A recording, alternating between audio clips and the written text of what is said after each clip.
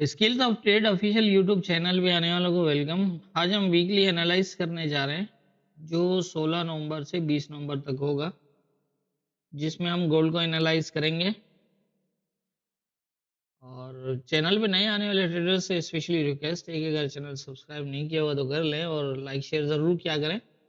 अगर आप long term trade करना चाहते हैं तो हमारी वीकली एनालाइज और डेली बेसिस पर आप 50 टू 100 पिप्स तक की या फिर उससे बड़ी भी ट्रेड अगर डेली बेसिस पे करना चाहते हैं तो हमारी डेली गोल्ड की एनालाइज होती है। और उसके अंदर आप देखें तकरीबन अगर आप प्रीवियस हमारा रिजल्ट देखें तो उससे आप अंदाज़ा लगा सकते हैं कि बहुत इजीली जो है वो आप हमारे इस मेथड और इस एनालाइज के बेस पे ट्रेड कर सकते हैं, जो आप 100 पिप्स तक जो है वो इजीली आप उसके अंदर प्रॉफिट बुक कर सकते हैं।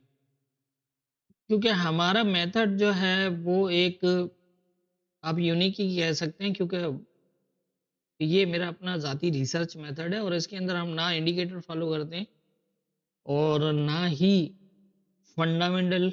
और हम सिर्फ ये आप देख रहे हैं लेवल्स, सिर्फ लेवल्स के बेस पर जो है वो हमारी एनालाइज होती है और इसके लेवल के ऊपर क्लोज के बेस पे।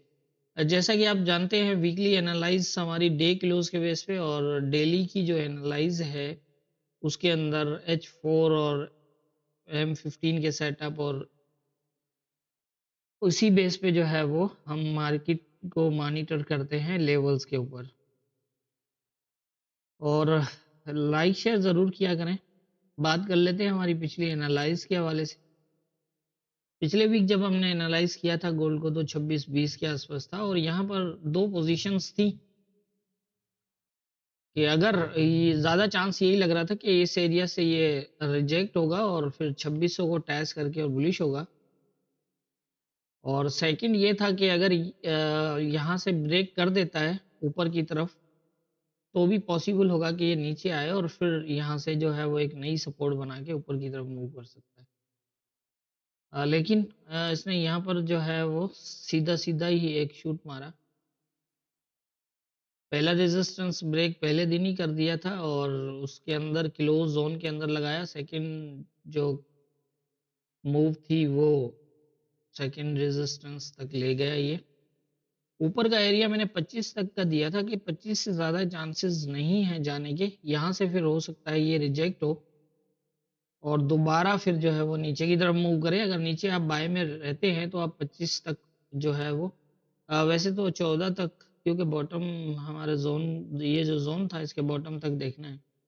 लेकिन अगर ये ब्रेक करता भी है तो फिर 25 तक और यहाँ से फिर दोबारा रिवर्स होने के चांसेस होंगे। तो ये थी हमारी पिछले वीक की एनालाइज और मार्केट की मूवमेंट। अब देख लेते हैं नेक्स्ट वीक कौन कौन से इंपॉर्टेंट एरियाज होंगे। नेक्स्ट वीक के लिए अगर हम बात करें तो इस टाइम कंडीशन गोल्ड की जो है वो इस तरह बनी हुई है कि ये नीचे जो है वो 25 से 12 वाला एरिया एक माइनर बनता है और फिर 2600 से 2592 थोड़े एरियाज बड़े हैं क्योंकि ये वीकली एनालाइज है। तो ये भी पॉसिबल है कि यहाँ पर स्टे करे या फिर इन दोनों में से किसी पे स्टे करे और यहाँ से फिर कोई पोजीशन बनाए। लेकिन ये है कि यहाँ से अभी जो करंट पोजीशन है उसके हिसाब से इसको पहले मंडे को ओपन होके ऊपर जाना चाहिए। थोड़ा सा नीचे आएगा ये 40 तक आने के बाद दोबारा अपसाइड जाएगा और 26,700 से 73 का एरिया और यहाँ से लग रहा है कि काफ़ी चांसेस होंगे रिजेक्ट होने के दोबारा। और फिर फर्स्ट सपोर्ट इसके पास जो है वो ये होगी। ये एक माइनर है, अगर इसको ब्रेक करना हुआ तो सीधा कर जाएगा। लेकिन पॉसिबल है कि अगर 12 तक भी आता है और 2600 तक ना जाए 12 तक आता है और यहाँ से आके दोबारा इसके ऊपर क्लोज कर देता है तो फिर जो है वो यहाँ से और मजीद ऊपर जाने इस तरह दोबारा चांस जाने के चांसेस होंगे ऊपर की तरफ और इस तरह। और इसमें फर्स्ट टारगेट ये है और अगर ये ब्रेक करता है तो फिर सेकंड सेम 25 से 35 वाला एरिया होगा। और नीचे जो है वो वैसे ही ये इस तरह ये बहुत इंपॉर्टेंट एरिया है 2600 से जो है वो 82 वाला एरिया, और लग तो यही रहा है जिस तरह से यहाँ पर मूवमेंट है उसके हिसाब से अगर देखें तो फिर लग तो यही रहा है।